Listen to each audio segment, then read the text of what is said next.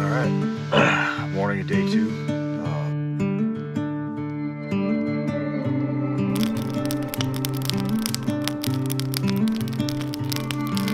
Go after our last 2 days of frustration, probably 3. We had smog rolling in, not being able to glass very well, chasing the greenery, not doing really great on that. Hot, sunny.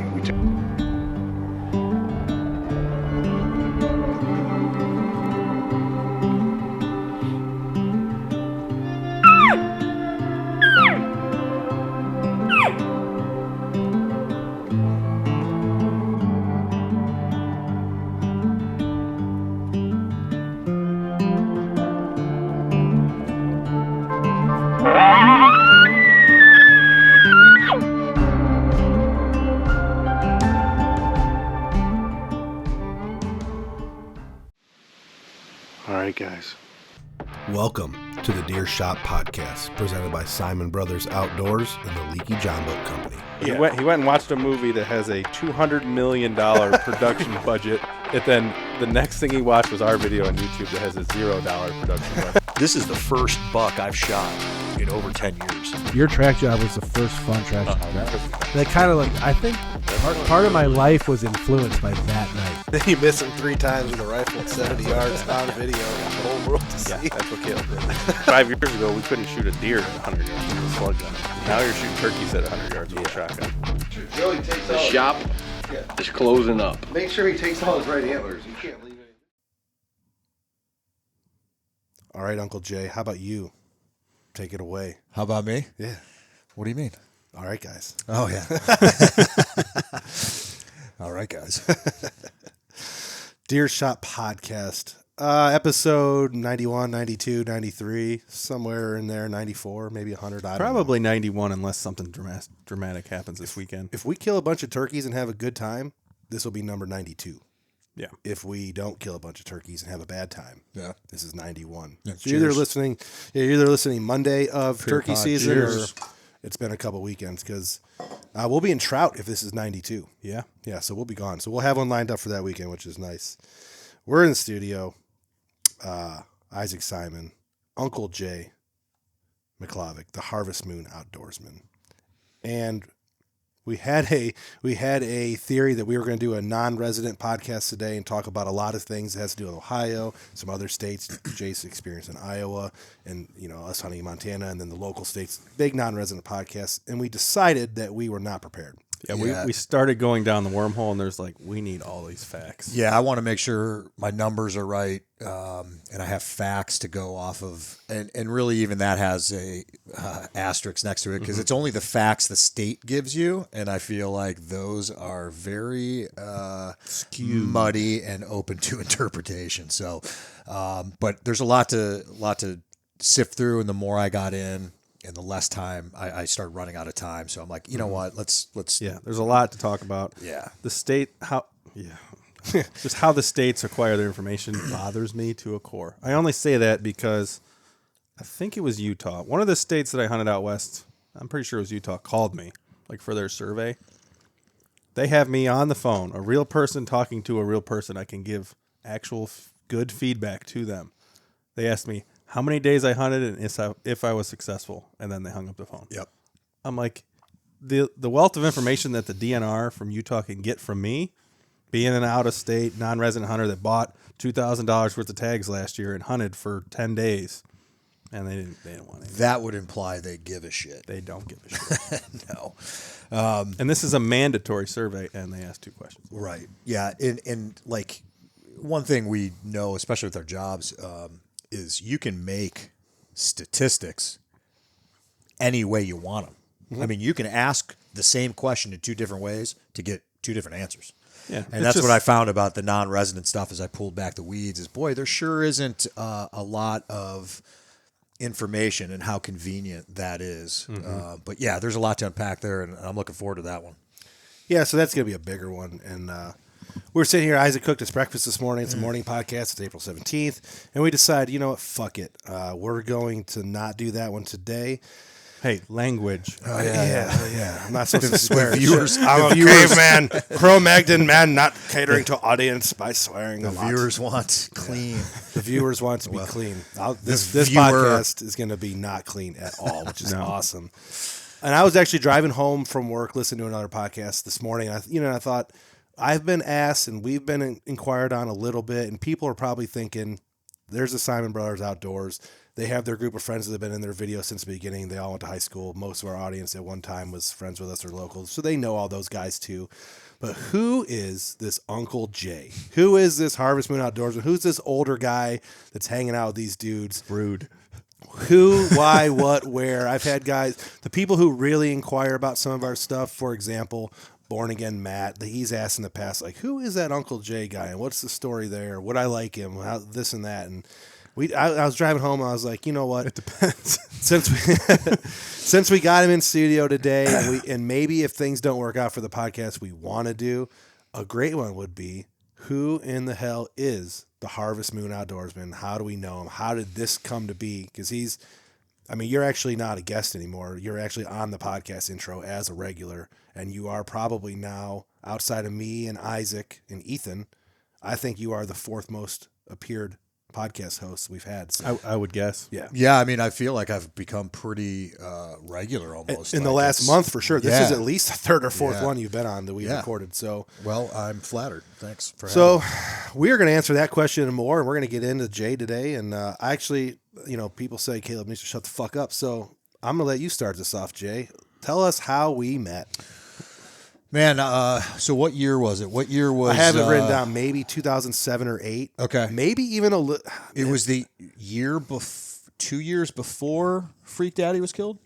He was killed in 2010 or 9, 9. somewhere in there. So it was probably 2007. Yep, so 2007 would be right. And this was, I was living in Charlotte, North Carolina at the time. Yep. That was my first fire job. And I was I was heavily into travel hunting for whitetail, Missouri, Kansas, Iowa, and then coming back to Ohio. And I was doing some internet sleuthing, trying to find big deer and Networking, as you call it. I call it networking. And Back then it was networking. Pre-Facebook world for everyone watching. it was pre-social media. It was all forums. Yep. All forums. And it was The glory days, man. like bowhunting.com and Ohio Sportsman. Yeah. And at that time, it was huntingnet.com. Bowhunting.com had not been invented Okay. yet. All They right. did eventually, a couple years, we navigated there, but Yeah. HuntingNet and Ohio Sportsman was the big one. And then I'm trying to remember, I think. Archery Talk was there too. Oh, yeah. Yep. I wasn't huge on that. And I think you maybe posted a video. Probably. Your first video of Freak Daddy. And it was that awesome footage of him, sniffing out. It was like pre-rut. This was October 25th, Yeah. 2008. And I think you said something either in the title or in the caption about Medina County. Probably, because I'm stupid back then. And I'm I like- was only 17 years old. And I'm 18 like, years old. this motherfucker. And I sent you a message immediately. I'm like, hey, dude, I'm from Medina County. Yeah, If well, you don't want half the world in your back door, you might want to take the county down.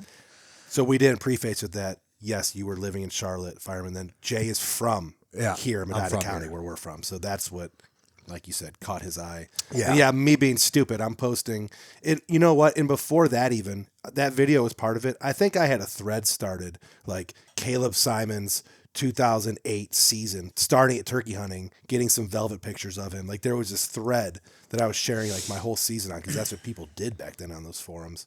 And that was part of it. It might not have been specifically that video, but it was definitely that thread on the forum. So the general idea, and I was still heavily hunting Medina County. So my normal thing would be I would take usually 4 or 5 weeks off. I would come and hunt Ohio the last 5 days of October or so, definitely Medina County. I had a buttload of farms I could hunt, and then I would make my way, depending on what I drew, if I drew Iowa, Kansas, or whatever, and then Missouri, and just kind of make that route, and then usually finish back in Ohio. So yeah, that's how we met, and then we at the time you were just a young lad, but like, you know, I was only 24, I think 25. It's hard to think of you that young, but yes, You because it know? was 17. 'Cause I got 18 hired- years ago. So, well, let me do the math. I got hired in 99 and I was 21. So in 2007, I was Early 30s. Yeah. No, 28. 28. 28? Yeah. Okay. So still pretty young, man. You know, and I think we just started talking, and you asked about the fireman thing. Yeah, because at that point, when I made that Freak Daddy video, when I recorded that, I'd been a fireman for 4 months. Like I got Volunteer. Yeah, right? I became a volunteer fireman in July of 2018. Or sorry, I take that back. July of 2008. So I was fireman that July, turned 18 years old, became one, and the video was in October. So, I mean, 4 months. Yeah. 5 months. Yeah, and we just started talking, and I'm like, well, is that something you want to do as a career? And you're like, yeah, it's really what I want to do. And I don't think you had any. Did you really have anybody that really could help you out in like to send you in a direction to do it professionally? So I was going to bring this up after we got in a little bit more, but a lot of people might look at this as like Jay was an older guy, maybe like a father figure type thing. That wasn't our case here. We have, you know, our Papa Dan, our father, is a incredible role model human being, the nicest man you will ever meet. You know, hardworking, got us started and all this. But but Papa Dan is not a fireman. He's not a crazed bow hunter. He's not a drinker. He's not all these things that we kind of like ended up becoming. Jay was one of the very first people to open our eyes to, we can travel hunt, we can bow hunt all the time. Firefighting is a career, not just something you're doing on the weekends at the volunteer world. You can make a life out of this. You can go out and have all this type of fun. So Jay was more of a role model in that regard for us. I had that written down as a later thing to cover, but that's where we were. I'm 18, 19 years old, bit up with bow hunting, bit up with firefighting because I've been doing it for a couple months now. I'm like, I can, you know, this is incredible. I just graduated high school. The world was at our fingertips. I had a Chevy S10 and a job that paid for gas. So I could do and go anywhere I wanted, you know. And we had no adult mentorship when it came to bow hunting. Like None. our dad didn't bow hunt. Matt Pavlik was the only other one. Yeah. So Matt Pavlik, and then you came in the crowd. Dad had an old, what was that thing? Like a PSE Yeah, it's still downstairs. deer hunter or something, you know, one cam, tiny little circle wheel cam bow. Like, just bow hunting wasn't a thing on our dad's radar. He got his muzzleloader out into deer drives on the weekend with his friends. You know, you started this, and with the internet, you started this wheels turning thing. Yeah, and you guys were Sheltered small town kids. yeah, honestly. but also like just little sponges. You wanted to know it all, like because you had saw some of the deer I killed, and I was telling you some of the stories, and then I was telling you about how I am a topography hunter, and you all foreign us then.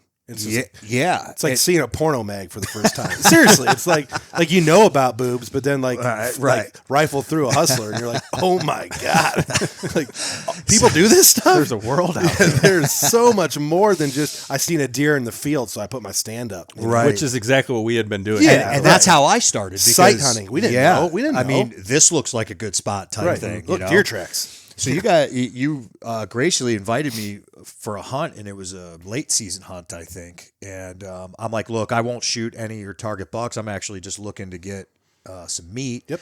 And you're like, and I just looked at the topography of your property, hung a stand, killed a doe that night, and drug it up front. And you're like, what the fuck? Yeah, I've been hunting all year and got one doe, and you know, like barely had You an go out there encounter with for anything. 2 hours and kill something.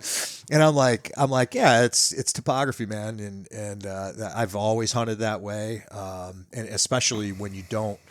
How funny things have evolved. Where I still hunt topography, where your guys are like, you know, the deer, Yeah, and until we go, away from home. But yes, because Isaac is you have taught Isaac. Obviously, this is for later in the podcast. You and Isaac you have taught Isaac so much about topography and how to read it out west and how to read it here. And he killed. There's a deer on the wall over there. He killed just literally looking at a map.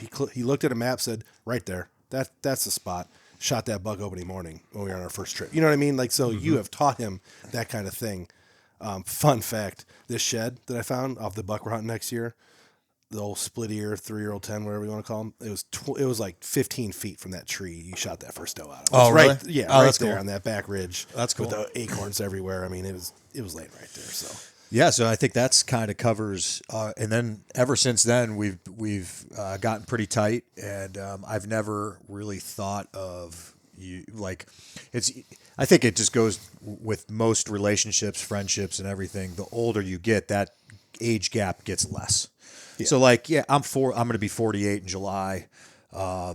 You know, I'll 32, be 35 in June. So I mean, you get up in your 30s and 40s. I mean, The age gap isn't really there. Yeah, Yeah. exactly. It's huge when you're a teenager and the guy's 10 years older than you. That's Right. influential. Yeah, When 'cause you're you're 30 and the different guy's people. 40, whatever. Yeah, you're different people. Yep. It's funny. This is a perfect time to kind of talk about when we were young like that. So when I was 18, you were 16 at the time, Isaac. We were getting in this internet forum hunting world. It's a good thing that we weren't young females because we were meeting strangers online. Jay, for one. Scott is the other one that lives out in Western Ohio. I doubt or Eastern Ohio. I don't know if he listens to the podcast much, but we got in a truck with him one weekend and drove to Chicago for a bow tournament. Like just teenage kids. Isaac was still in high school. You wouldn't be allowed to do nowadays. No. It'd be weird if it wasn't Isn't a that family crazy? member. Or That's a something. bummer too, man. It is kind of. Imagine meeting a stranger online, hopping in. Our parents were okay with us hopping in this stranger's truck, and we actually ended up in Wisconsin, barely into to Wisconsin. an internet meetup forum bow shoot. Yeah, because I mean, and we met a ton of people there, made lifelong friends, and it wasn't scary. But I mean, so we end up with the best case scenario of a great friendship, just insane shared memories, and nowadays that doesn't even cross people's minds. It's like, are you going to rape me? right, Yeah. That's what are they- you taking advantage of me Right. for? That's weird. Like it's creepy. The world has changed, and it's not for the better in that regard. I mean, back then it was an awesome time, and Well, and that kind of led into what we were talking about earlier with kids getting into hunting and stuff. If you don't have a family member that gets them into hunting, they aren't getting into hunting. no. Because I mean, very the few. adult mentorship doesn't happen very often without No, because relation. those are my spots. These are my deer. I need to kill mine. I'm paying the money. I can barely afford this lease as it is, let alone share it with a snot-nosed kid down the street. You know, that kind of thing that's changed in the hunting world, which sucks, dude. Yep. And how many internet strangers were we allowed to come hunt our property now? None ever. No. Right. Yeah, I was blown away when you gave me the invite. I'm like, wow. And then, I mean, you came across as we needed someone to help us. We needed, not professional, but we needed better eyes and someone new, and we were longing for that. And then shared interests of, you were from Medina County, you're a fireman, that's career. This guy's checking some boxes here, you know. Yeah, and you had a real cool way of posting online, telling good stories and stuff like that. Yep. Sharing what you had done. Just a doe. yeah, Yeah, that seriously. that was later on though. But your style of writing and I appreciate. we're that. going to get into the social media stuff later, but yeah, you have a certain way of being in the game with social media, but not the way most people are. You know what I mean? Like a lot of people are boom, boom, boom. Look at me. I'm fucking awesome. I think Yours is a different method there for you. Well, I appreciate that. I think it comes from the motivation of me posting anything. Is one, you see so many mindless posts that I want to put thought behind it, and like, And they stick out because of that. like I try to take a good picture. I try to tell a good story, and even musically, I try to attach something that means something to me or is relevant to the post. Right. You know, I know most people don't listen to audio when they're flipping through, but if you do, and you're a musical person, like I would highly encourage you to listen to the music I attach to stuff because it means something. That matters just as much as it what you're does. showing. Yeah, for sure. But I think the motivation behind it is because of my background. I have a couple very tight knit groups. The fire service is one, and I've spent half a career in two. I'm on 25 years, 26 years this year. You could be retiring. I could be retiring. The first decade was in Charlotte, which is a major city, and I still have a lot of friends there that that's our way of keeping in touch, and they, you know, like to see the adventures. And then in Columbus, and now wrestling, jiu-jitsu, like all these different things, these small tight-knit groups that I don't necessarily keep in touch with on the phone, but they you know, like to see the stuff on, you know, and I like to see theirs.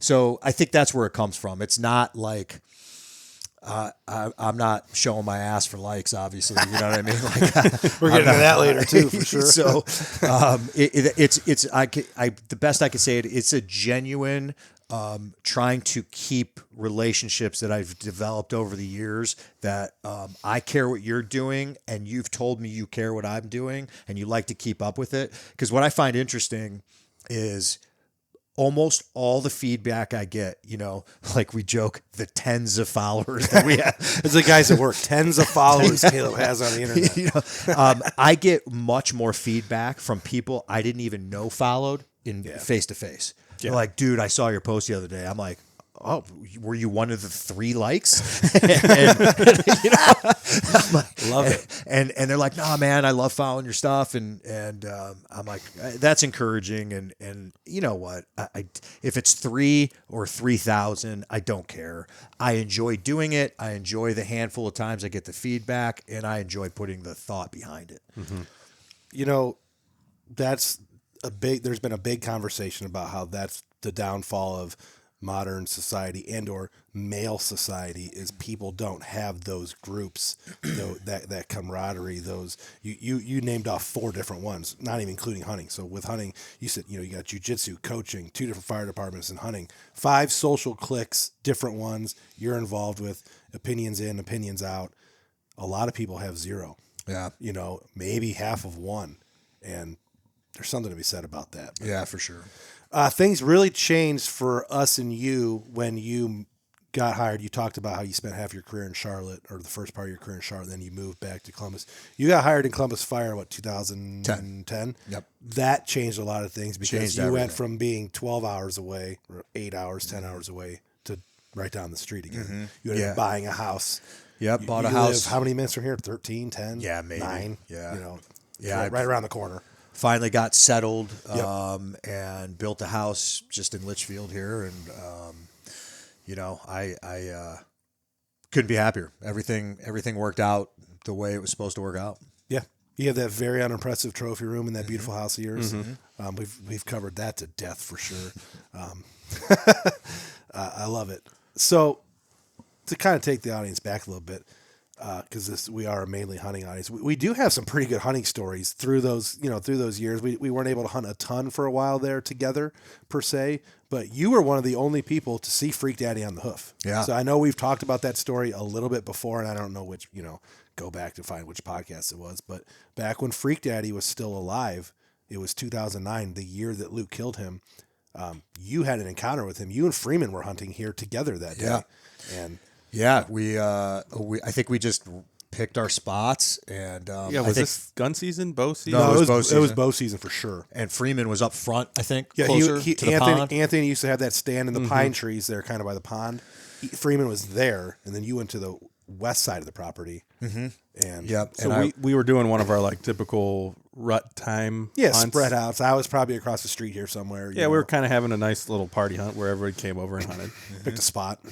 Yeah, and watched him go from south to north, running that western ridge line. Yep.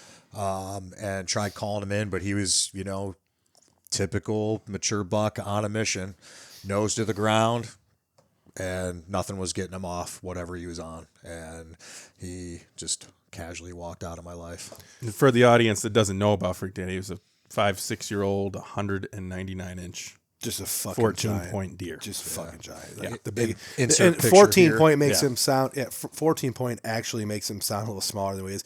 He has. We've talked. He is this big. Yeah, it's podcast number. Like it's literally the top one of the first 5 or 6 podcasts we ever went in depth on him. But he has a world class frame, almost 30-inch. One of beams. his sheds is right there. His inside spread is like 25 plus. I mean, he is an absolutely insanely framed monster of a fucking whitetail that we had running around here for years and years and years. Found sheds, all that, blah blah blah. He's like 50 inches between his two G2s. Yeah, and Jay had his encounter with him that day. That's the same ridge he came out of when I filmed him in the field, which is just north of there the year prior. And then Luke ended up killing him like a month later. A couple hundred yards. Yeah, with shotgun season, a couple hundred yards away. Just an incredible deer and story. Is that the biggest deer you've ever seen on hoof? Not anymore. It was for the longest time, and then not this past season in Iowa, but the season before. Okay. I saw the biggest deer I've ever seen on the hoof, well into the 200s. Well into the 200s. It looked like, other than it not being bleach white, it looked like it came off a deer farm. Yeah. It was just this gnarly, non-typical. I'd never seen anything like it. Was it on public? No. Damn. Nope. Did anyone end up killing him? Not that I know of. And that was obviously 7, 6, long time ago. Dead now. So probably 7 years ago. Yeah. Nobody, I know people that shed hunt that farm. Nobody ever found sheds with it, but like it's just so different there. I mean, it's, but that was something to behold for sure. Yeah. The best. You've killed a bunch of does here. Not a bunch. You've killed a couple does here. I'm not gonna take any. I'm not gonna take a lot of jabs at you in this podcast because this is all a bunch of good friends. I'm gonna take one jab. I've missed a bunch. You are the all-time worst muzzleloader hunter there ever has walked this earth. Which is crazy because I used to be really good, and it's really like we kind of joked about it last time. I just need to sight the fucking thing in. I have not been like that gun got dropped or something, and I kept saying, "Oh, it's not the gun. It's the gun." At this point, because I solidified it this last season when I was 50 yards away from a giant cardboard thing and missed that completely. So yeah, it's fair because you are obviously a very accomplished hunter who's killed deer in a lot of places, but the last couple muzzleloader that's seasons, not been great. we come in here and have these like muzzleloader season parties because it's easy at that time of year to say, fuck it, let's all go out and just try to shoot at stuff, right? And like, I mean, Jay's probably missed his last like 7 shots on this farm. It's been. And I remember I asked you in the podcast. I'm like, why is it that you are? Why do you fucking suck now? You're literally. You didn't even raise your head. You're just like, it's just pure irresponsible. Kids don't do that. You have like sight your gun in before season, every season. You have a couple different muzzleloaders too, right? Because you have the open breech guy. And because then you have like the inline and the inline, the open sight one. That one's good. That one is legit. You shot an elk with it a couple years ago. Yeah, 2 years ago. Yep. Unimpressive booner actually here, right? Going on 4 years ago. 3 years ago. Yeah. Was it 2022? Yeah. Yep. Damn, time flies. Yeah, it does. Holy shit. But yeah, so we have these muzzleloader camps and they're fun, but not a lot of deer get killed. Ethan killed. I missed one. Yeah, no, you didn't. I'm gonna die on this hill. You did not miss that. I doe. missed that deer. It's on film, me missing it. Okay, for one, But it's smoky. for the audience, yeah. Isaac's filming out of a blind with a boomstick. He was using a Hawken or a Renegade Thompson Center, Renegade. literally pouring black powder in a lead ball into a muzzleloader.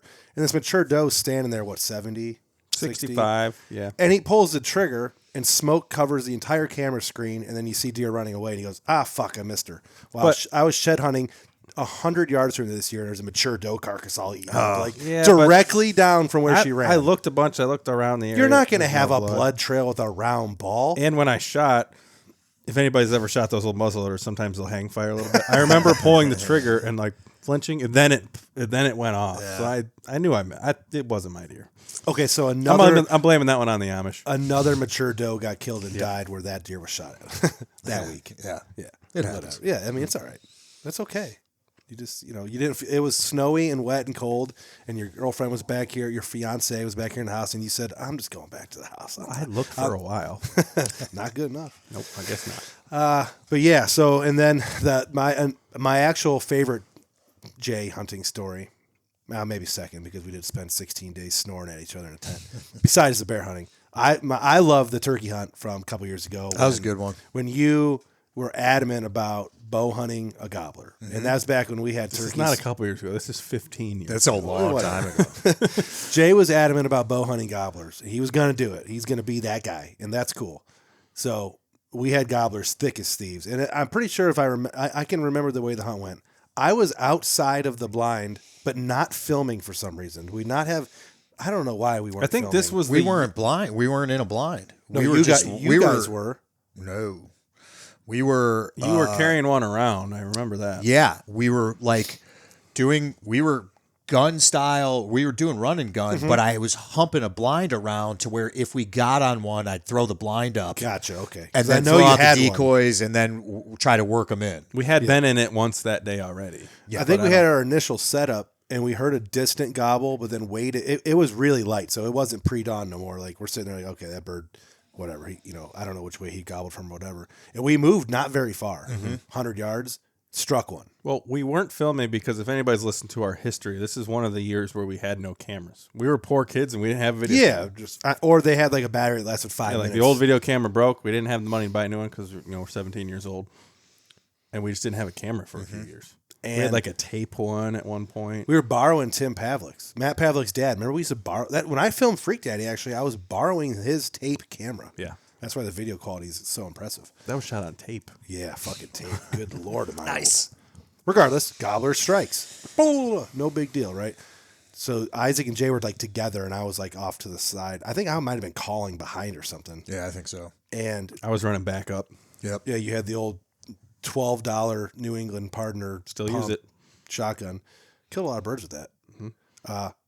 So I think we like kind of set up half-assedly, and I called again, and that bird gobbled at like 50, and he was coming right the fuck now, and he did. He strutted in, and Jay got a beautiful shot attempt, Just right missed. in between his legs. Somehow you got drawn back. You did hit blood. Spooked a little, like he got a little wavy, but you were able to get a shot at him. It just went. Yeah, and drew I'm not blood. sure it was even. I mean, it was a split second between He was my probably- arrow skipping behind him and you blast him. And he was probably 32 instead of what you thought, 26. Yeah, And you hit and, him. and then but you Isaac- cleaned him up, and it was a great. That was fun. He's done that. Isaac has cleaned up turkeys before. It's not the first time he's cleaned up a bow-killed missed turkey.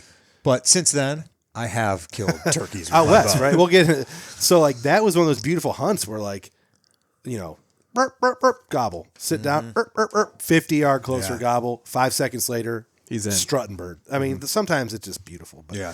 you started hunting out west after that for turkeys. Yes, that was my first Western hunt. Was Nebraska for Miriam's, and it's funny. I just read the article I wrote about that, I remember seeing that article. and I was like, it still holds up. And it took me back, and it was a lot of fun.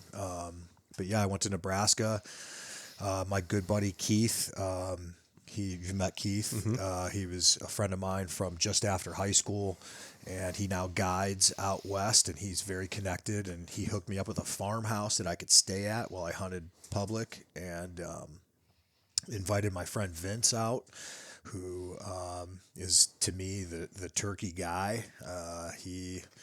He's the man, and we shared a hunt, and it was frustrating. Had a lot of encounters with turkeys, but they just weren't responsive. And we come to find out that a neighboring farmer was like kind of running an illegal operation of he'd see people hunting, go up, hey, I got a flock that hangs out on my farm. If you want a couple $100, come hunt my farm for the day. He had bait stations everywhere, and that was illegal. Yeah. So we called the game warden, and the guy knew all about him. Supposedly this guy was stopped, but that was completely influencing the behavior of the turkeys.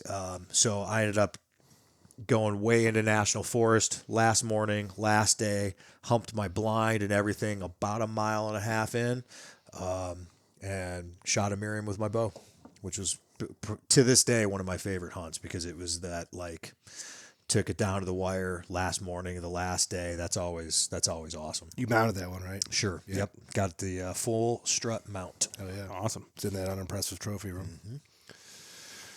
I think we've dabbled maybe a little bit here and there with hunting turkeys after that, but we kind of got away from it. But then that's a perfect segue. So the Western hunting, you were the first one in our immediate group of people to dive into that. Yeah, I got the bug once I kind of experienced that big open land and not seeing people, and it was just, I got the bug and I'm like, what's next? So I thought doing that was like a good trial to do more of and test my camping and my sleep systems, and I kind of did that, and then got into the tag game, and I probably did it for 5-6 years before I invited Isaac out. And I was 5-6 years of going out west is not a lot. No. So I was still fairly new, but it was I was very hesitant and pessimistic about bringing someone with me, because I'd done it enough to know that your hunting partner is going to make or break you, and you're either going to thrive or it's going to be a complete disaster. Yeah, 'cause you don't get to have your own experience when you're hunting with somebody. It's a combination of you two, and if one person's having a shitty time, being a shitty time, whatever it is, the other person fully gets that. Yep. And it's one of those things where it is such an emotional roller coaster, and it's a grind, and you need to be a good team and pick each other up and kick each other in the ass, because inevitably someone is going to have a down time and go, fuck this, let's go. I felt like Isaac, the relationship we were building was going to be a good fit. And I'm like, well, if I'm going to roll the dice on anybody, it's going to be this knucklehead. So we did the first hunt we did was the Idaho hunt. Yeah, Idaho muzzleloader hunt. Yep. Which, looking back, I'd love to do that hunt again. Me too. I actually just watched the video doing cardio the other day, and I'm like, oh my gosh, if I could have that back, I think we would have been successful with. If we would have known now, if we would have known then what we know now, what a different approach we would have taken. And what a short time it was ago, because that was 2021 maybe, so only 4 or 5 years ago. And things have changed so dramatically in the West since then. It's almost like we're talking about a bygone era. Yeah. Like, it's probably a tag we won't get again. Maybe we could, maybe we could. But the experience won't be the same due to the way the landscape is out there now with pressure and numbers and all that. What little time ago it has completely changed, and I would love to be able to go back. Yeah, but I will say I'm glad I rolled the dice. I thought I had a great time. It was awesome for me to see you, pop your cherry out there, and I couldn't have been happier. I couldn't have asked for a better partner, and then you even doubled down on that when it was our bear hunt, and you killed the first day and hung in there with me without a tag for the next 14 days or however long it was. In that era of years, that was the only thing on my mind was Western hunting. Yeah. For that 4 or 5 years, however long it was, like how many days did you spend in that tent the one year? That was that. Well, I remember you saying some crazy number. So that year, probably 20 days, because I hunted Montana, Nebraska, and Idaho. But the following 2 years later, in 2023, bear hunted, and we went out to Montana for a month. Went to PA. Like, I spent 80 days in a tent, I think. That's throughout insane. the year. At least 365 days in a year. At least 80 he works days. 90 to 100 of them at the fire station, and then he spent 80 in a tent. So at least 80 on trips. Some of those may have been during transit and hotels and stuff, but I was 80 days out of state on trips. It's incredible. What's your most memorable Western hunt? Mine? Yeah. That's a tough one.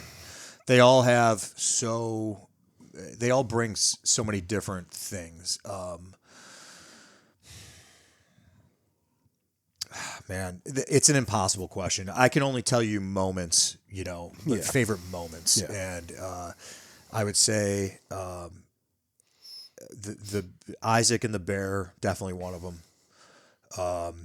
Me with the cow elk, just because it ended up being kind of, again, when you get to the end of the hunt and you seal the deal after it's been such it's that whole, never give up thing. It adds that extra flavor to the hunt. And I killed that cow elk. It was going into week 6 of being out west. So I had killed my bear, and then it was just it's just an absolute grind, and got into week 6, and I sealed the deal on a cow elk, which I couldn't have been happier. It was very cool. That was amazing. The Miriam turkey hunt was awesome. Yeah, I mean, I think every time I've been out west has held something extremely special. And I just couldn't narrow it down to one. And the crazy part is these memories morph over time, like they change. During the hunt, you could have been like, man, such a shitty hunt, I'm having a shitty time. But then you think about it 2 years later, or you watch a video, like in our case most times, and you're like, holy shit. Yeah. I was having the time of my life and I didn't even know it. Yeah, Like, right now on the TV, you and Dylan are on top of a mountain in fucking PA, miserable as hell. Yeah. But I looking want to back- be there now so bad. Yeah. Like, so bad. One of my little speeches when I taught at the fire academy was, there's 2 types of fun in this world, and I've even said it on You've the said it, podcast you have, before. yep. Bring it up. There's 2 types of fun in this world. There's roller coaster fun, which is fun in the moment, but you're not going to remember it. You remember you rode a roller coaster. But then there's that fun that's so miserable at the time. It's not fun until you look back on it. Yeah. And it's miserable in the moment, but you share that with somebody. And like our bear hunt was miserable the whole time. But 16 days with him, and we saw one bear. We look and back one dead on bear. it, and it was amazing. It's Yeah. It's the best time spent, man. I'm sad that we can't do that every year. That's a big ask to spend that much time in May out of state. But it's one of the last best Western hunts, I think, because still not a ton of people are doing it. I know it's so hard for me to want to do that again because I could spend that time elk hunting in the same spot. Yeah. Do it both, baby. Do it both. The best the years of Isaac doing both or doing many of this shit is done, brother. So, the best years Done. that I had out there, I did both. Yeah. That's crazy. Yeah. So this is a perfect time to talk about all those memories are great, but you have a trip coming up, and we've talked about it on the podcast. But if anyone ever chimes into this podcast in the future when you're a big fucking star because of what you're about to do, like one day maybe you're famous, and there people are looking back at this like, man, he was on that podcast. Yeah. I'll never leave this podcast. You have a trip coming up that is just out of this world, crazy, awesome. That probably, I'd be willing to say almost 100% of our viewers will never do. There's maybe it's a bucket list trip for a lot of people. Maybe Yeah. one or two other people will ever do the way you're doing it. Yeah, I don't. Maybe none. And I honestly, in all honesty, I think a lot of people fall in love with the idea of things. Yeah. And then the reality is very, very different. So my recommendation is don't do what I'm doing. And that's just simply because I have a life where I can do this. Yeah. I do not have kids. I do not have a family. I have loving parents.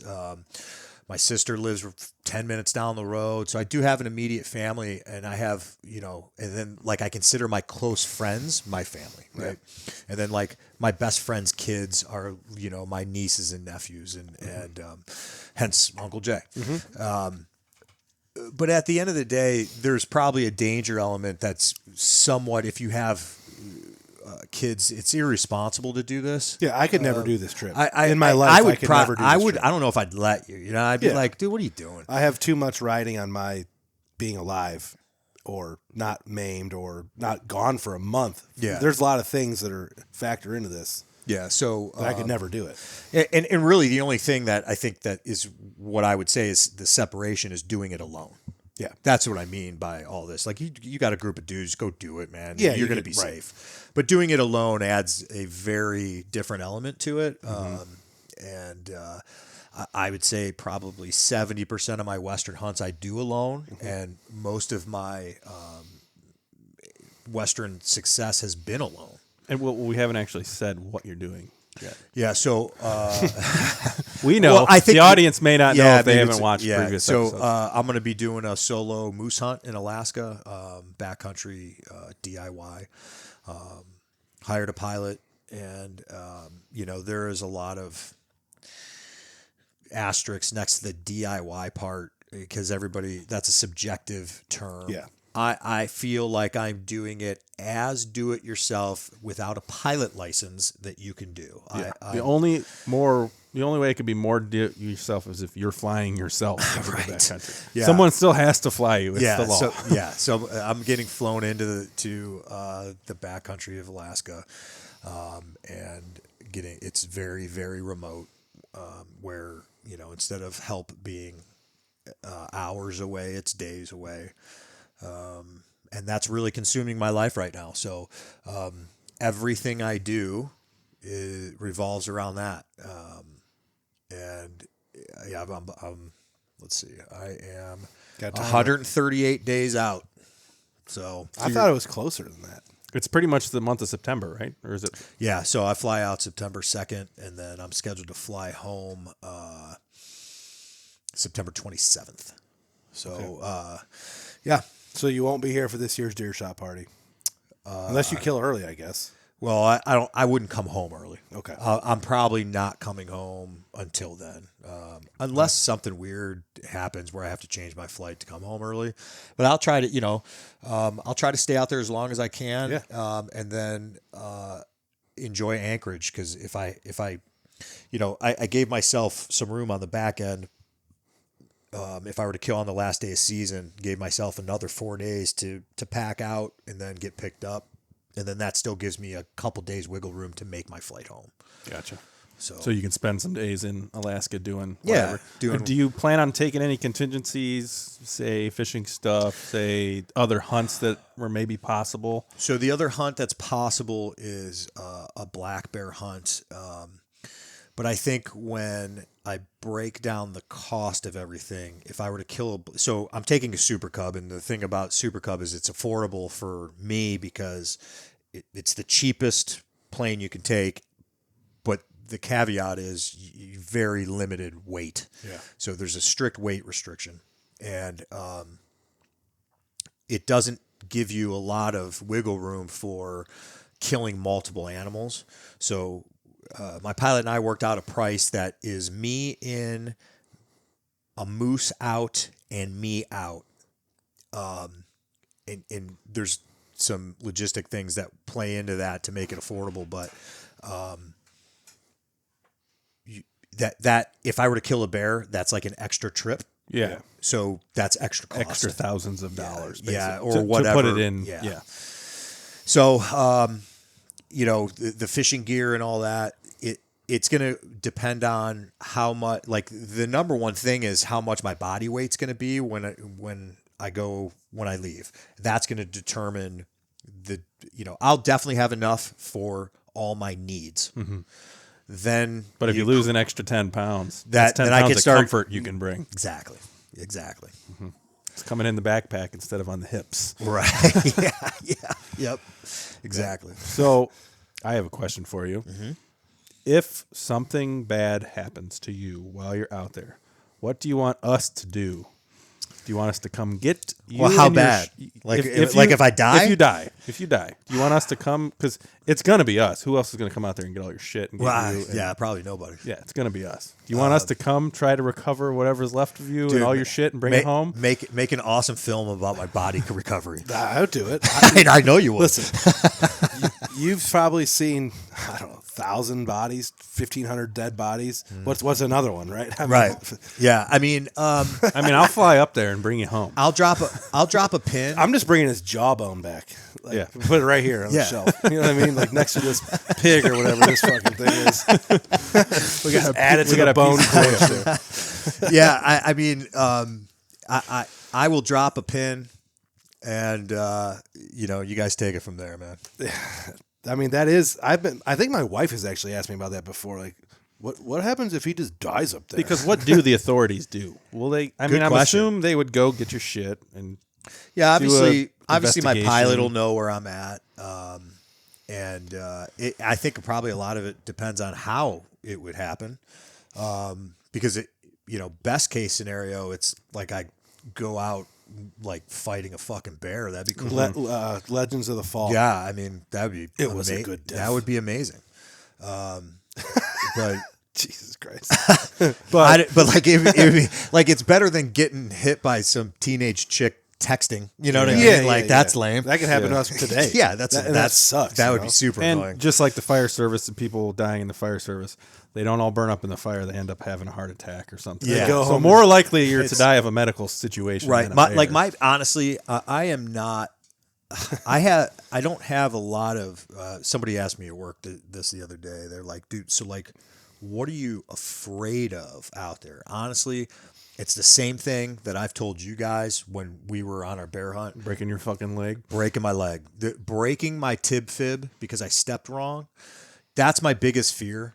Because now you're just incapacitated. Because now you're just, yeah. You got to decide whether you're going to kill yourself, you're going to crawl back to your tent and try to be there for 20 days until your plane gets there. Yeah, I think that. Obviously, you're going to have contact with GPS transmitters and Some shit. of it, right? I mean, I have contact with my pilot and all that, but there'll be safety things involved and redundant systems for communication, and I've done this enough, just not there, to have a pretty good grasp on planning. And how much does say, I don't know who's in charge of this, if it's the government, if it's local authorities.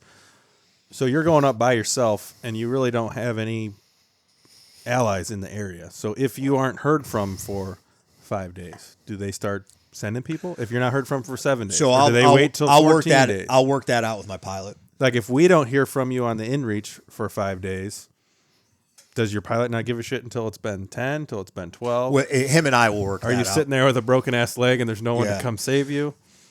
Yeah, so Maybe your inReach died or you lost it or whatever.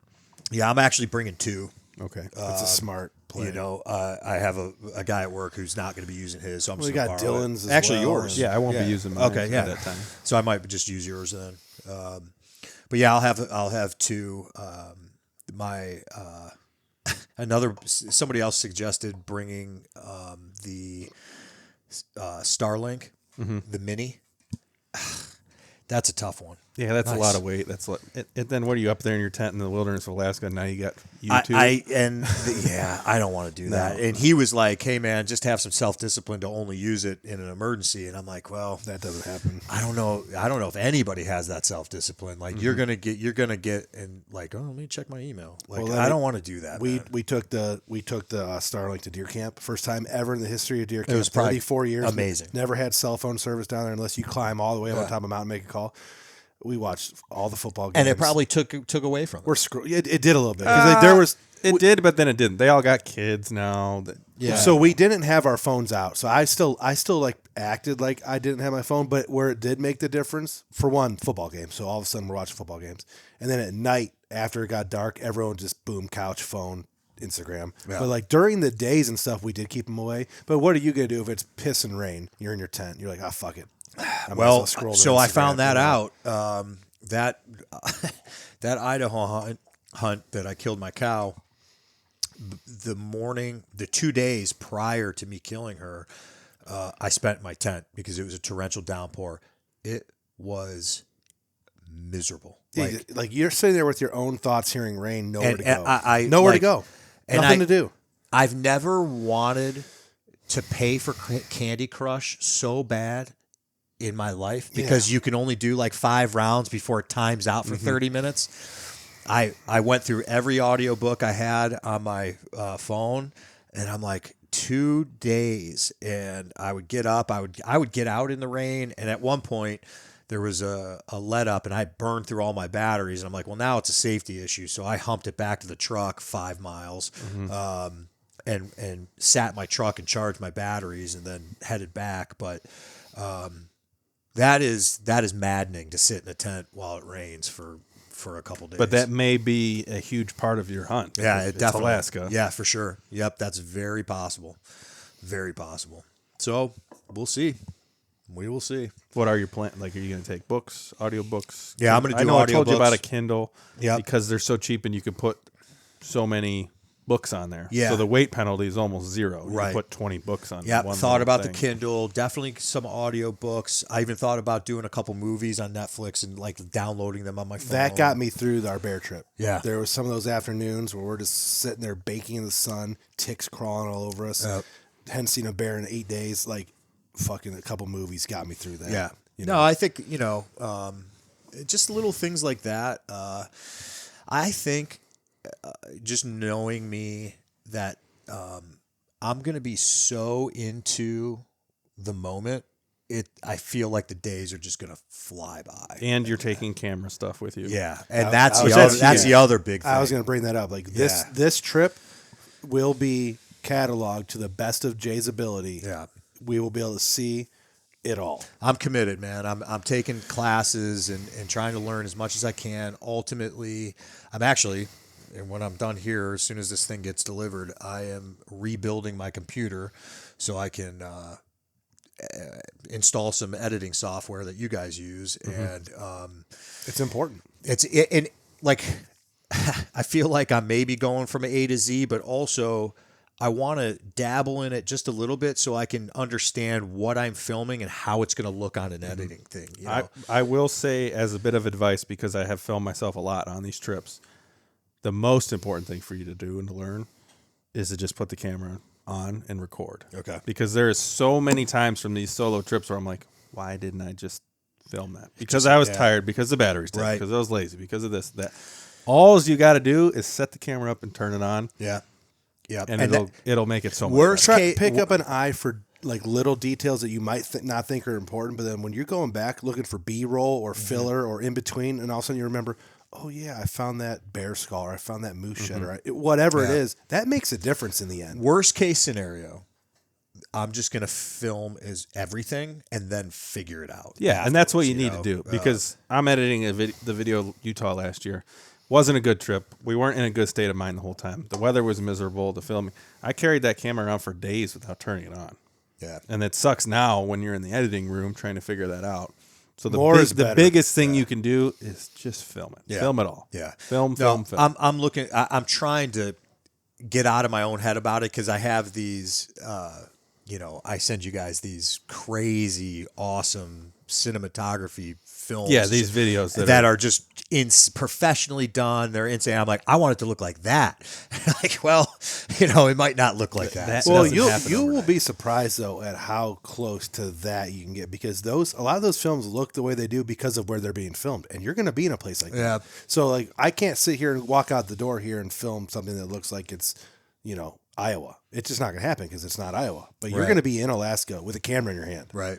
There's a lot of things you're going to be able to encounter, and Just turn it on. Yeah, Turn it on and talk that's- to it. That's what, and that's the other thing that I didn't have sitting in a tent for 2 days was that will occupy time as well. Is just And it helps with your sanity. Yeah. I always tell Gives people me on these something to do. trips, especially when I talk to people that don't know a lot about hunting, and like these solo trips I go on for a month at a time. think If I about- didn't have the camera to talk to, I would be talking to myself. Yeah. So the camera keeps me a little bit sane yeah. because I'm talking to all of you guys instead of just talking to myself. Your statement is so funny to me for someone who doesn't know much about hunting, or maybe someone who's not that big of a hunter, just a casual hunter. You're just so nonchalant. When I go on my month-long hunting trip, like 1 month out of the year, 30 days. But yeah, you guys are nuts, and it happens. Yeah. It's When I used to go on my oh, you 'Cause those will. are done, bro. He's fucking they're done, done for a Jay. while. He's They are done. done for a while. He's done. Understandable. Understandable. It has to happen. At least we got you It's to watch. even, yeah, I was gonna say You even know more what of I a mean? reason for me to film, so you guys can live vicariously through me, which is like again, so many of my friends and the networks and stuff. That's the other thing is the geography of my relationships are all over the country. I have friends all over the country, and we don't talk weekly like we do, but they keep up with me in this way, and I get to keep up with them. And it's I don't know, it's important. And it's all the memories looking back. Yeah. Watching. I watched our bear hunting film yesterday, I think, when I was trying to get a little inspiration for the Utah film that I'm working on. And it's just nice to look. There's so many details from that trip I forgot. Yeah. I had forgotten until I watched the video. I'm like, oh, well, I'll be able to watch this forever, which Yep. is pretty cool. Yeah, it is cool. It is cool. Just film it. That's all you got to do. Yeah, just film it. Film. I'm going to do it. All right. That being said, we talked about Western. We talked about your amazing Alaska trip that's coming up. So that has influenced your hunting, and this is something that we kind of haven't quite talked about yet, but that has influenced your hunting here in Ohio. Mm-hmm. So you are Ohio-based. You're living here now. You're no longer in North Carolina. You're still doing the travel hunting, but Uncle Jay here barely hunts in Ohio at all anymore because he is, and we'll get into it, fed up with the way the culture is in this area, in this state, the way people hunt, the way it is now. Once you taste what he has tasted, you know. Yeah. It's frustrating on a lot of levels. I think, one, I cut my teeth here, and the way it sound like an old man, the way it was then, but it's changed so much that I think there's a lot less respect. There's a lot less woodsmanship, and people do it for the gram, you know. And Yep. I just don't, you know, I don't care for that. I'm. But make sure to follow Harvest Moon Outdoorsman on the Instagram. Yeah. Right. But I get what you're saying. It's if you do follow me on Instagram, you'll find the least thing you'll find are pictures of animals. Mm-hmm. Yeah. Facts. Like Yes. And especially locally. yeah, I mean, I just don't, you might see in a trip that I've killed something, a picture or two. Yeah. Where the other 20 are sunsets, sunrises, Where you were, what you were doing. Yeah. I'm an experienced person. I like the experience, and my Ohio experience has just taken a turn. Farms being sold, people moving in, Yeah. crossbows, corn piles. Yeah, it is. The whole. It is. It's just not. Yeah, I don't enjoy the Ohio experience anymore. It sucks. But I hope maybe one day we'll, you know, take the lead of Iowa and start taking this state back for the residents, which, you know, is a good segue into the future non-resident. Yeah, the next podcast that we'll probably have you on. But you know, I've the Iowa experience is something that we could absolutely do here in Ohio, but for whatever reason we choose not to. I'm not going to say his name, but I have a good friend of mine who is in the game law enforcement world out west, and he actually is he gets paid by most of the other states in the country to teach. Mm-hmm. And he travels to all the states. Guess what? One state is the laughing stock with the rest of the country with their Division of Natural Resources. It's ours. It's ours. It's universally accepted. Ohio is a joke amongst the rest of the country when it comes to the DNR. They think they're the greatest thing since sliced bread. They do not recognize, listen to, or care about anybody outside of Ohio. Yeah. Which, you know, in our line of work, we see that, like, a lot of people want to mimic FDNY, and they're like, and then a lot of people are like, fuck FDNY. Who cares how they do it? This is how we do it. Yeah. Well, I don't know, maybe because they do it way more than you do. Yeah. You know what I mean? Like FDNY, like there are states that have less firemen than FDNY, I think. Yeah. The entire states. So it's just like, when there's something it's sad to see egos get involved and whatever, but like, just the Ohio experience has not been great. It's gotten worse and worse and worse over the years. And, I do this to relax. I do this to challenge myself. And I'll hunt Ohio to put, burgers on my plate. Mm-hmm. It's unfortunate that the spots, like you had spots that were important to you or that you had history with your friends and some of this stuff, they got ruined by neighbors, trespassers, poachers. So you're a product of your environment when it comes to Ohio. Yeah, for sure. And then, when it comes to access, it just continues to get less and less and less. And I'm guessing maybe if I put in the effort that I do to hunt out west, I might be able to land some stuff in Ohio. But at the end of the day, if it's going to cost me a couple $1,000s for access and the amount of time, I'd rather go out west. Yeah. 100% of the time. Yeah. Yeah. So That's going to segue into our future podcast where we talk about things that could change, should change, how they are here, how they could be here. Yeah. So you dabbled a little bit. We talked a couple weeks ago, shed dogs, that very well received, very well listened to, mentally streamed shed dog podcast with Kaya down here, who hopefully doesn't knock over the camera when she lays down. So we talked about that. You actually went down to Southern Ohio this year and did some shed hunting. You found a good shed, and I asked you about it afterwards. You're on your way back, and I asked you about it, like, oh man, did they get you juiced a little bit? You're like, fuck no. They're logging. It's all fucked up. Access is shit. People, I found this, that, and the other, and it sucked. yeah, it was frustrating because, To be honest, Yeah, I just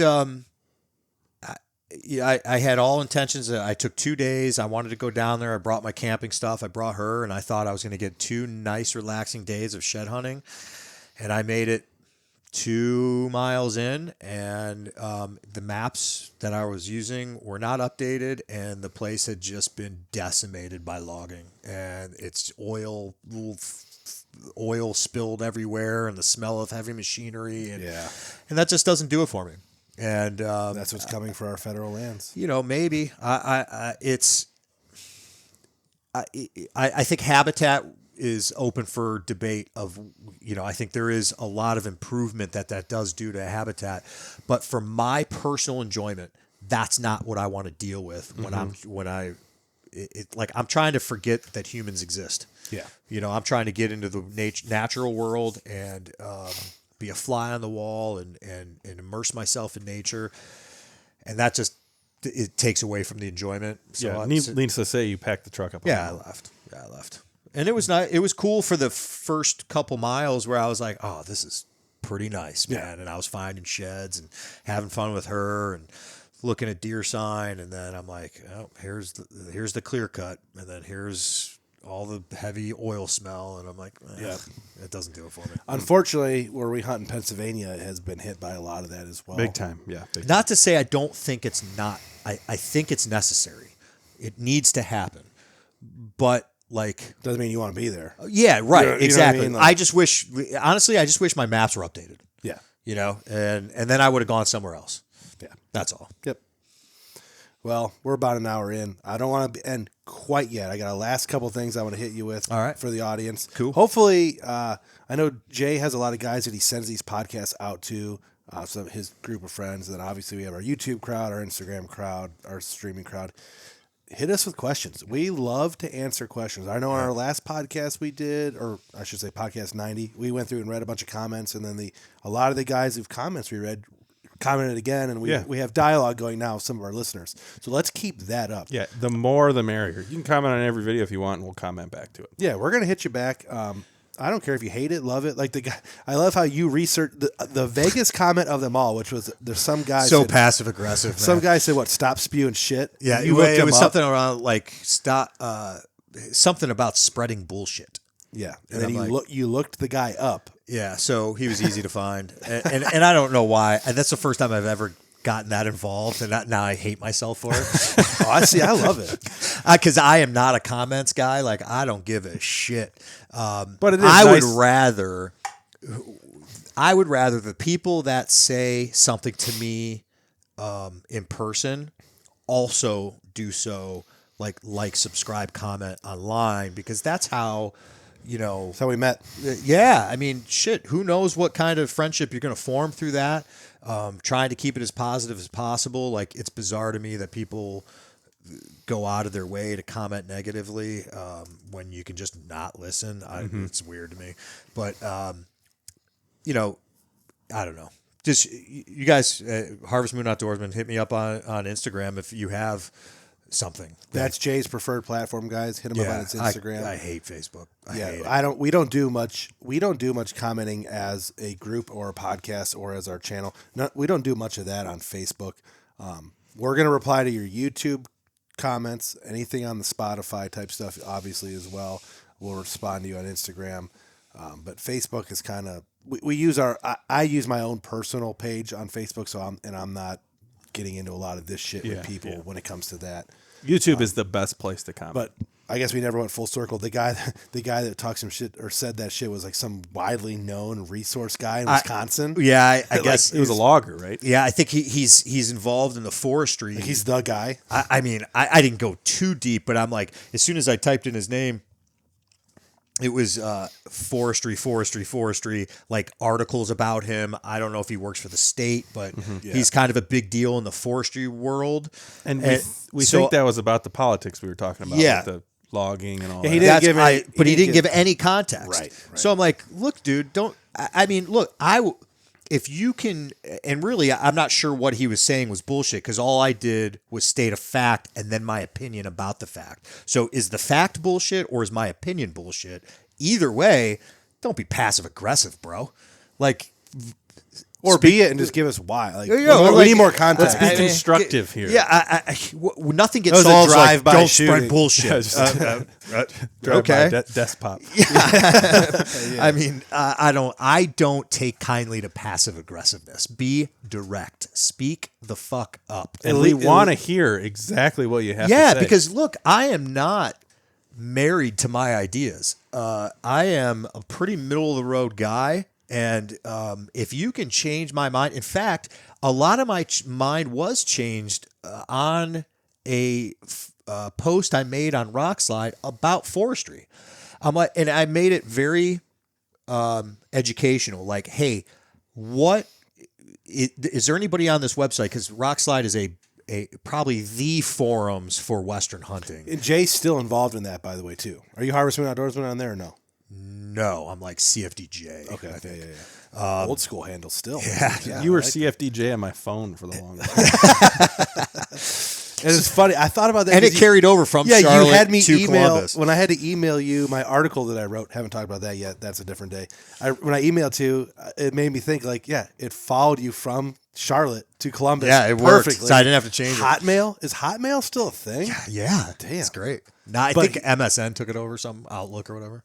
But Jay is on Rockslide still a lot. He does like to reference. If you listen to our podcast about this stuff, Jay will always reference. Rockslide is one of those forums. It is what you make of it. Yeah, there is some phenomenal people on there. I'm top notch, hardcore Western guys that are so knowledgeable, and I try to learn something every couple of days on there. But I posted something about the forestry I wanted to know from people involved in forestry, like in logging and stuff. And I learned so much, and it was guys agreeing with each other. There was no like bickering or anything. It was like, so Trump can do all he wants, but at the end of the day, most of the mills in America are closed. So what are you going to do with the logs when they're logged? That seemed to be like the number one comment of you can want all the car parts in the world, but if you don't have the factories to make the car parts, what are you going to do? Right. So I learned a lot. Or you can make all the car parts, but there's no one assembling them. And I'll tell you, my knee-jerk reaction to seeing the logging stuff, I'm like, oh God, it's going to open the floodgates and like all public land is going to be decimated. And that kind of dialed me back a little bit and making a positive experience out of some. And this is all an evolving situation we're dealing with. Yep. But so it's a slowly evolving situation, but the news articles are, holy shit, the sky is falling. Well, the people that truly know about this kind of stuff, they're the ones that know that this affects us in 10 years, 20 years, because eventually they might open up some lumber mills, and then 10 years from now, they might start cutting down the Hoosier National Forest. That's what they're worried about. Nothing is going to happen in the next 2 or 3 years at all. Fucking zero. Zero. You could cut some trees down and leave them in a pile. Or you could, like you said, there's not even infrastructure to get the trees out. Yeah. You cut the trees down, they're just going to stay in the woods. Well, and all these logging things are happening already. The policy changes are just going to make them easier to happen and stuff like that. And some places a lot of people the hardcore hunters know this. We're hunting a lot of grounds that are owned by a timber company or owned by an energy company that allow public hunting. And they're logging and mining and drilling on those already. And a lot of the places we access is only because those roads were built for the logging or mining. Or, I think I bring it back to what I did say on the last podcast was there are different types of logging. Yeah. And I think there are very beneficial aspects of logging, in fact, necessary aspects of it as far as wildfire containment, prevention, and just habitat management. Yeah. Everywhere we bear hunt in Montana is former logging. Yeah, and it's phenomenal habitat. And the only way we can get there is due to the logging roads, Right. and the only way that there's not 100-foot spruce trees is because they were once logged. Right. So I'm going to say that I'm not educated yet enough about it to have some kind of hardcore stance on it. We're just bullshitting. Everybody's talking out of their ass. Everyone thinks that Yellowstone. We're a bunch of is gonna knuckleheads who don't know shit. Yeah, Yellowstone's gonna get clear cut with the houses on there. That shit ain't happening. All right, rapid fire, Jay. Yep. Crossbows in Ohio. Accounted for 72% of total deer harvest last year. Insane which to is me. fucking insane. I mean, I think they have a place. They don't have a place for a 3-month long archery season, or however long, 4 months, 4.5. Yeah. It's fucking long. That's insane. It's like a 4-month gun season. So That number you just said to me is like, it's fucking bonkers. 72% of total deer harvest. More people killed deer with crossbows than guns. I saw that only less than 1% killed deer with a pistol, and you've killed a couple deer with a pistol. Yeah, a couple. Yeah. So I mean, I think they have a place. I don't think they have the place of, especially. I think when they you have start a place when you too, start but like extrapolating the numbers. 72% of total deer harvest were with crossbows, and I think, gosh, I have it written down. Only 20 some percent of that, maybe 30, were antlerless. yeah. So I read that was bucks. listed in my notes. So we killed more bucks than does, Which I is think. not good. It's just not No, good. because there's already less bucks than does, But- and the doe population just extrapolates then more and more and more and more with no one killing them. But the state doesn't care because they just want deer killed. They want that number. So Well- why would they take away the crossbows? You know when what would they be want that sweet? number. True earn a buck would be sweet in Ohio. if you can enforce it. Yeah, you get to turn them in. Like you have to physically go get the doe checked, then you get Yeah. your buck tag. Yeah. Now you're talking pipe dreams again. Yeah, I think so. Bait piles. I'm against bait. It's funny when Jay comes in here and hunts in the muzzleloader season. He's like, "Which stand hasn't had any bait by it?" I just Then he sees sees a random deer at last light and misses it. I have my personal thing about hunting over bait, and then also I just I've talked about this probably too much. I don't think making things easier makes them better. I agree with that. I don't think I really do go back to that whole. It's another huge contributing factor of why we are losing hunters is because it takes away from the experience. Whether making things easier doesn't make the experience better. Yeah, because I am a big believer in people tend to gravitate towards challenges and stick around a little longer when they have to earn it. I don't think you're going to get more involvement making it easier with crossbows and corn piles. And I think we've proven that now. Non-resident numbers have stayed steady at 40,000. Resident numbers have gone from around 250. These are people buying deer tags, 250,000 down to about 190. So people's experiences are getting shittier. And I do believe that has a three-headed monster of crossbows, corn piles, and access. Yeah. So everybody gets a trophy isn't necessarily good. No. If you go hunting for the very first time, kill a 140-inch buck with your crossbow, you're like, Yep. I could do it again. I could do this whenever I want. Yep. And I don't feel like getting cold today, so I'm not going. Mm-hmm. You know, it undermines the guy that has been trying not to be the guy that toots our horn, but the guy has been hunting all season with no corn at all, trying to get a 130-inch buck in bow range and can't. you know, and then they're like, well, it's so easy. What the fuck's wrong with you? Why do you suck? You know, all that shit. We get that a lot. Yeah, we get that a lot. Influencer chicks. When you see a girl hunting or fishing with her ass and tits just fucking blown out all over the place, what's your first thought? I don't really give it a thought. I think it is what it is. Is the sexualization of hunting and fishing a good or a bad thing? I think it's just a thing. Yeah. I don't really think it's good or bad, because I think the people that are going to pay attention are going to pay attention, and I think I'll tell you who I think I feel bad for are the legitimate hunter girl, like Huntresses. Yeah, The because I hate that word, but the ones that aren't shaking like ass. Jordan Budd is an absolute Badass. Like, she is as legit as any man ever could be when it comes to Western hunting, and I feel like it takes away from girls like her. But also I don't know her. We've exchanged a couple messages about like gear and stuff, but I don't even know if she's someone who pays attention to that shit. If she cares, She probably probably not, doesn't. But what bothers me, speaking of influencer hunting, Isaac's shirtless on the phone. we got. That's a sight. Anyone who watches watches any of this podcast shit knows that when we're in the deer shop, we always have the YouTube TV playing in the background, random shit. And this was unplanned, but as we're talking about, Isaac's shirtless in Nebraska eating a breakfast burrito. That's hilarious. Not It killing was- a duck. Speaking of It was influencer. 121 degrees. And Why do there's you guys- not a tree? Well, there's trees. Why don't you have any hair? Why do you have so much hair on your chest? I don't know. What the fuck is up with that? The only thing I was going to add in, and I don't want to say this in a derogatory way, but like there are some huntress or women in the hunting space and fishing space that like maybe I feel like people looked up to or were considered like awesome and great at it.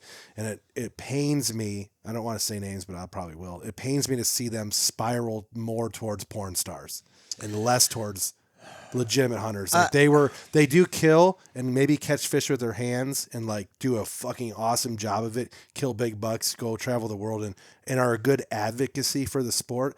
But as they've become more famous and made more money and maybe signed contracts with like a Barstool or something, they have more and more of just, I'm going to be in my bikini. Yeah. Because. I mean, at the end of the day, maybe not even fishing. Like I'm going to just be working on my house in my bikini. If that's how you make a living. Yeah. I don't know. It doesn't. It's not. It takes away from merit based. Is the problem? I guess, but doesn't. But so does corn pile and crossbows. Like that. Takes And we away hate from, them. We fucking hate them, right? Jay. But like, you just said you hated them. But I don't think it takes like. I don't think someone bow hunting in a bikini takes anything away from me. No, like, I don't. I just don't. It doesn't.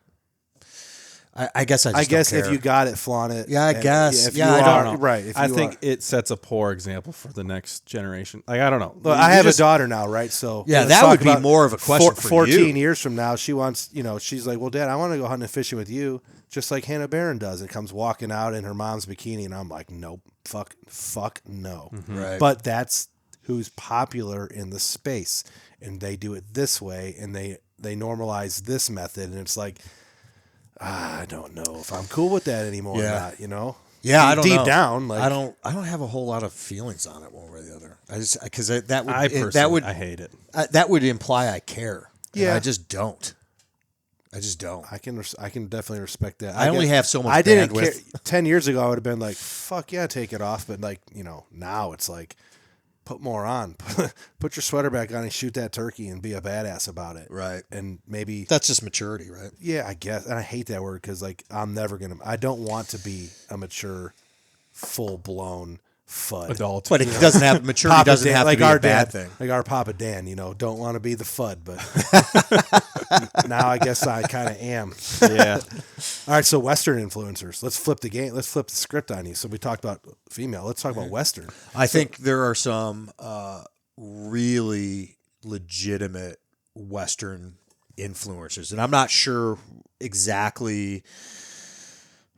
You've always been a big name dropper of people I don't know. So your backpack guys, your Faru guys. So there are guys that I will Aaron follow that don't Snyder. even necessarily like because they are legitimate. Yeah. But I just don't like how they come across. Maybe Gritty Bowman. yeah, like, Brian Call is as legitimate as they come. The dude is 50 years old. He's jacked. He's in legitimate shape. He's like hardcore. The guy's knowledge base is undeniable. His track record is undeniable. I don't love how he comes across, but I got to tell you, makes some of the best films you'll ever see. I can't stand listening to him. But like if he were to walk in here, I would love to have a conversation with him because, again, I think much like the comment section of our last podcast, there was a lot of like, you should church it up. The language isn't necessary. And my comment back was, if you were to meet us out, you're going to get this conversation no different. Yeah, they're not. We're not faking it. No, up here. and I'm not saying that Brian Call fakes anything, but he makes a living doing that. And he probably portrays a little bit more of a professional side than what you might get in person. Yeah. My favorite videos and channels and shows are the ones that are honest with what they're doing. Yeah. They may be doing something that I will never do and I don't agree with or I don't like the way they did it. But if they're sharing how they did it legitimately, I love that, and I'll watch it, especially when it's a well put together film. I think that's why I'm drawn to like Aaron Snyder, where I think he is very similar. His delivery is very similar to ours. It's a little bit more brash. He has a military background. He's not afraid to piss people off. Yeah. But he's also undeniably a killer. His woodsmanship and then survival on top of that, because of his military background and his circle of people, is undeniable. There are certain people that are just undeniable, and those are the guys that I kind of gravitate to when it comes to learning, because I know it's not bullshit. Mm-hmm. But there's been a lot, like, perfect example. I don't want to. I'm not going to name the. It's a big organization. And they do product reviews. Okay, they also do films and stuff. But I was looking at waterproof bags for my trip. Mm-hmm. I saw a product review, and I watched this guy lie to himself and lie to the audience that this fucking thing worked, and it was a Kuyu dry bag that he put a shirt in. And he's like, these things are waterproof type, blah, blah. And I have them. And I'm like, man, mine got a little wet. So let me see what I'm doing wrong. Like, I don't know how I could not use that right, but okay. He dunks it in, pulls this like olive green shirt out, which shows wet, and the thing is fucking soaked. And he goes, well, you know, and he just kind of dodged it. And I'm like, dude, it's clearly a paid sponsorship to sell something that doesn't work. Mm-hmm. It didn't work. Could you imagine being that guy? I can't. No. I don't have it in me, man. Because Is that the call you talked about? No. Because he signed a contract with the company, and he has to say, and he has to provide so many product reviews and so many commercials and so many of this, or he'll lose his sponsorship. And it has to be a positive, because he can't put a negative review. Fucking Q calls him and been like, hey, you're done. You're in breach of your contract. It was bizarre. You owe us money, man. And product It back. was just bizarre. Like, if I were doing that, I'd be like, well, that clearly doesn't work worth a shit. Well, let me call them and say, you guys got to fix this. I mean, like, I'm like, well, okay, no, so I'm not wrong. I don't know how it's anything other than false advertising. Yeah. Mm-hmm. Yeah, I don't know. But my favorite are the ones that really, truly show what they're doing. Yeah. You know they're not lying.